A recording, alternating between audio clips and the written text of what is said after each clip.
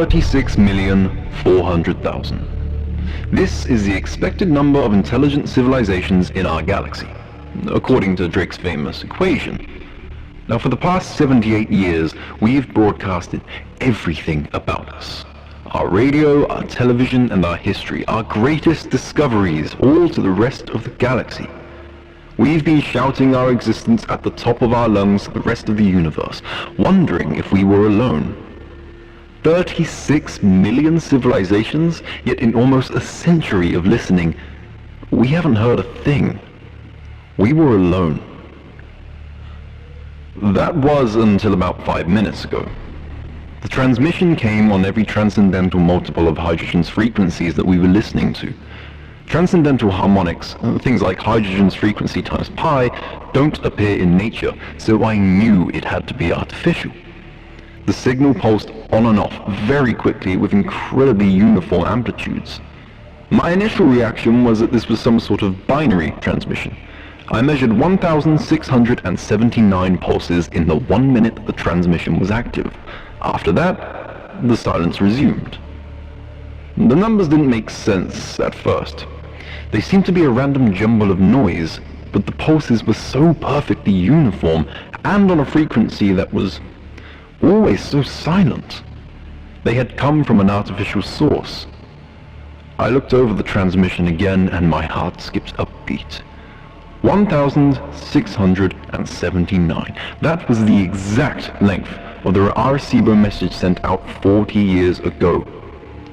I excitedly started arranging the bits into the original 73 by 23 rectangle. I didn't get more than halfway through before my hopes were confirmed. This was the exact same message. The numbers in binary from 1 to 10, the atomic numbers of the elements that make up life, the formulas of our DNA. Someone had been listening to us and wanted us to know that they were there. Then it came to me. The original message was transmitted only 40 years ago. This means that life must be at most 20 light years away. A civilization within talking distance? This would revolutionize every field I've ever worked in. Astrophysics, astrobiology, The signal beeped again. This time it's slow. Deliberate even. It lasts just under 5 minutes with a new bit coming once per second. Though the computers are of course recording it, I start writing them down. 01010100. I knew immediately this wasn't the same message as before. My mind races through the possibilities of what this could be. The transmission ends having only transmitted 248 bits. Surely this is too small for a meaningful message. What great message to another civilization can you possibly send with only 248 bits of information? On a computer, the only files that small would be limited to text. Was it possible? Were they really sending a message to us in our own language?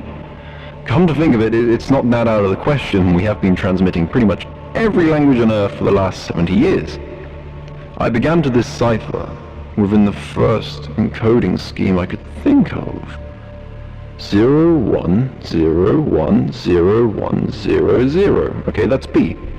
01100101. That's E. As I finished piecing together the message, my stomach sinks like an anchor. The words before me answer everything. Be quiet, or they will hear you.